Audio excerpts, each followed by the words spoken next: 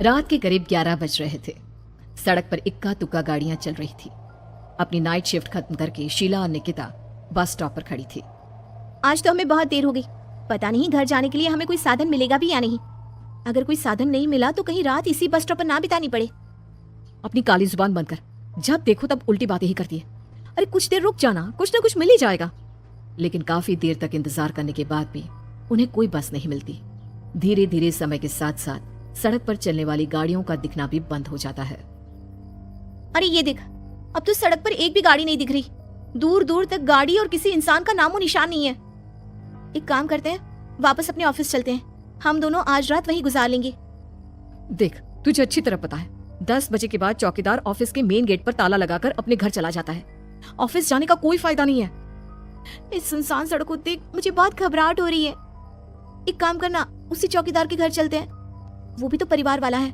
हम बेफिक्र होकर आज रात उसके घर पर रुक सकते हैं। अरे पागल, चौकीदार 10 बाई 10 की खोली में रहता है। उसके 4 बच्चे हैं। मतलब वो हमें अपने घर में कौन सी जगह देगा। अब तू ना ये बेकार की बातें बंद कर और चुपचाप खड़ी रह, शायद कोई लिफ्ट ही मिल जाए।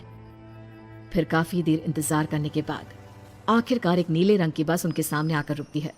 बस का दरवाजा खोल कंडक्टर उन दोनों से कहता है, कहिए कहाँ जाना है आप दोनों को? देखिए मेरी पूरी बस खाली पड़ी है, मैं आप दोनों को आपके ठिकाने पर छोड़ दूंगा। इतना कहकर कंडक्टर मुंह में भरे पान की पिचकारी सड़क पर दे मारता है। निकिता, लोगों का कहना है कि कुछ महीने पहले इसी तरह अंधेरी रात में एक नीली बस के अंदर कुछ बदमाशों ने एक जवान लड़की की हत्या कर दी थी। इस बस का रंग भी नीला है, कहीं ये वही बस तो नहीं? कंडक्टर शीला की बात सुन लेता है और मुस्कुराते हुए कहता है, देखिए मेम साहब, उस घटना के बारे में मैंने भी सुना है। माना कि उस बस का रंग और मेरी बस का रंग एक है, लेकिन दुनिया में नीले रंग की एक ही बस तो नहीं है ना। ये तो सिर्फ एक इत्तेफाक है। देखिए हमारी बस में एक मेम साहब पहले से ही बैठी हैं, चाहे तो आप देख लीजिए। निकिता गर्दन उठाकर देखती है तो बस के पीछे वाले हिस्से में एक लड़की कंबल ओढ़े बैठी हुई थी। सही तो बोल रहे हैं भैया, बस में पहले से एक लड़की बैठी है। चल अब हम भी बैठ जाते हैं, वैसे भी बहुत देर हो गई है। अरे ठहर जाना निकिता, मुझे डर लग रहा है। अरे तुझे इतना ही डर लग रहा है तो तू यहीं खड़ी रहे, मैं तो चली। अरे तू मुझे छोड़कर कहाँ जा रही है? मैं भी चलती हूँ। दोनों बस में जाकर बैठ जाती हैं। देखते ही देखते ड्राइवर बस को तेज रफ्तार में चलाना शुरू कर देता है। तभी शीला की नजर पीछे वाली सीट पर अकेली बैठी लड़की पर पड़ती है।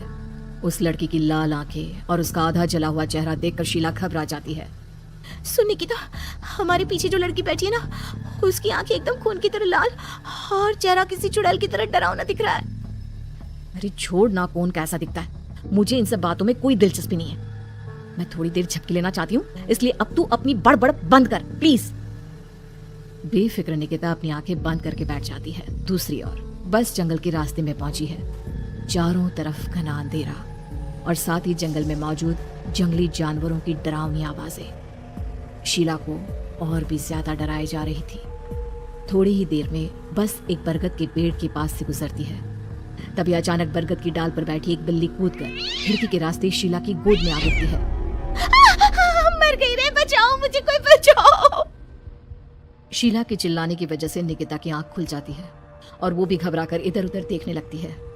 तभी पीछे वाली सीट पर बैठी लड़की उठकर शीला के पास आती है और बिना कुछ कहे उस बिल्ली को शीला की गोद से उठा उसे सहलाते हुए अपनी गोद में लेकर वापस अपनी सीट पर जाकर बैठ जाती है। अरे शीला, तू तो बहुत ही डरपोक है, जरा जरा सी बात पर उछल पड़ती है। मैं कल से अकेले ही सफर करूंगी। अरे मैं क्या करूं, वो बिल्ली अचानक मेरी गोद में आ गिरी। अपनी बकवास बंद कर और मुझे चैन से सोने दे। इस तरह शीला को डांटकर निकिता फिर सो जाती है।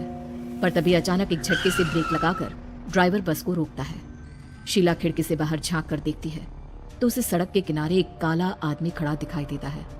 उसकी बड़ी बड़ी दाढ़ी और अजीब से कपड़े देखकर शीला को घबराहट होने लगी। क्या हुआ ड्राइवर भैया, आपने बस क्यों रोक दी? अरे वो देखो, वहाँ वो सड़क के किनारे एक आदमी खड़ा है, उसी के लिए मैंने बस रुकवाई है। शीला निकिता को धक्का देकर नींद से जगाती है। अरे अब क्या हुआ? वो देख, सड़क किनारे कितना डरावना आदमी है। उसका अजीबोगरीब हुलिया देखकर लगता है जैसे कोई शैतान खड़ा हो। अब शीला की तरह निकिता भी उस आदमी को देखकर थोड़ा डरने लगती है। कंडक्टर, क्या तुम उस आदमी को बस में चढ़ाने वाले हो? उससे देखकर हमें डर लग रहा है, उसे बस में मत चढ़ाओ। अरे डरने की कोई बात नहीं है मेम साहब, ये आदमी जंगल के पीछे वाले गांव में रहता है। ये रोज इसी वक्त मेरी बस में बैठकर पड़ोस वाले गांव में जाता है। और वैसे भी ये बेचारा गूंगा है। अगर आप लोगों को डर लगता है तो मैं इसे ड्राइवर के बगल में बिठा देता हूँ। ओह अच्छा, ठीक है। फिर कंडक्टर का इशारा पाते ही वो आदमी बस में सवार हो जाता है। ड्राइवर दोबारा एक्सीलेटर पर जोर देकर बस को आगे बढ़ाता है। थोड़ी ही देर में बस एक घाटी पर चढ़ती है। बस के एक तरफ गहरी और डरावनी खाई थी, पर ड्राइवर को इस बात से कोई फर्क पड़ता नजर नहीं आ रहा था। वो लगातार बस की रफ्तार बढ़ाकर बस चलता जा रहा था। ड्राइवर भैया, आप देखते नहीं क्या बगल में इतनी गहरी खाई है? बस की रफ्तार लगातार बढ़ाए जा रहे हो, थोड़ा धीरे चलाओ ना। अरे मेम साहब, घबराने की कोई बात नहीं है, ये तो मेरा रोज का काम है। मैं तो यहाँ इसी रफ्तार से बस चलाता हूँ। आप बेफिक्र होकर अपनी सीट पर बैठ जाइए, आपको कुछ नहीं होगा। ड्राइवर के कहने पर निकिता शांति से बैठ जाती है। कुछ दूर चलने पर अचानक ड्राइवर बस को सड़क के किनारे रोक देता है। शीला एक बार फिर खिड़की के बाहर झांक कर देखती है, लेकिन इस बार उसे कहीं कोई दिखाई नहीं देता। अरे अब क्या हुआ? तुमने बस क्यों रोक दी? यहाँ तो दूर दूर तक कोई भी नहीं दिखाई दे रहा।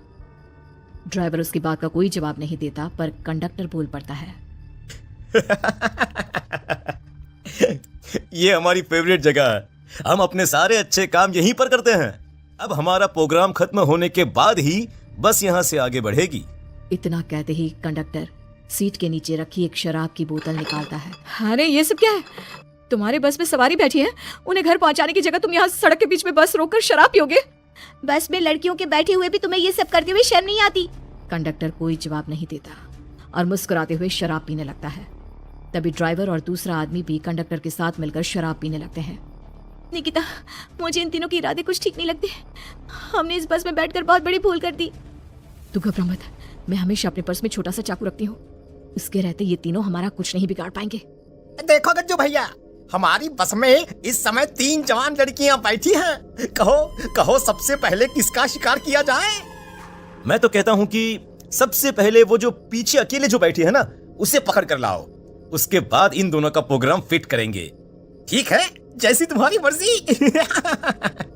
अब वो आदमी पीछे वाली सीट पर बैठी लड़की के पास पहुंचकर उसका हाथ पकड़ लेता है, लेकिन तभी अचानक उस लड़की की आंखें जरूरत से ज्यादा बड़ी और लाल होने लगती है। उसका चेहरा गुस्से से लाल और उसके मुंह से नुकीले दांत दिखने लगते हैं। अरे अरे अरे, ये क्या? ये लड़की अचानक इतनी खतरनाक कैसे बन रही है? इतने में वो लड़की उस आदमी को उठाकर वहीं सीट पर पटक देती है। मुझे हाथ लगाएगा, तेरी इतनी हिम्मत! जोर से चीखते हुए वो लड़की उस आदमी पर हमला कर देती है और पल भर में ही उस आदमी का काम तमाम हो जाता है। ये देख ड्राइवर और कंडक्टर के होश उड़ जाते हैं। इतने में ड्राइवर अपनी जान बचाने के लिए तुरंत बस से बाहर कूद जाता है, पर तभी बस के पीछे की तरफ से तेजी से आ रहा एक ट्रक उसे कुचल कर चला जाता है। एक ही पल में अपने दोनों साथियों की मौत देख अब कंडक्टर के हाथ पैर कांपने लगते हैं। ये सब देख निकिता और शीला के भी होश उड़ जाते हैं। वो चुपचाप अपनी सीट पर ही छुप कर बैठी रहती हैं। अरे अरे कौन हो तुम? और तुम इतनी भयानक कैसे बन गई? अब वो लड़की गुस्से में गुर्राते हुए कंडक्टर का गला पकड़ लेती है। इतनी जल्दी मुझे भूल गए? कुछ महीनों पहले तुम तीनों ने बड़ी बेरहमी से मेरी हत्या की थी और फिर शहर छोड़कर भाग गए।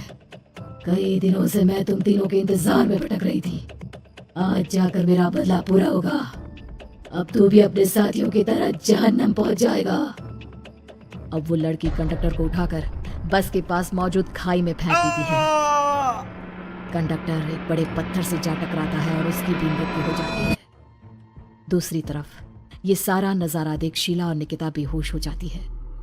अगली सुबह जब उन दोनों को होश आता है तो वो अपने आप को एक सरकारी अस्पताल में पाती है।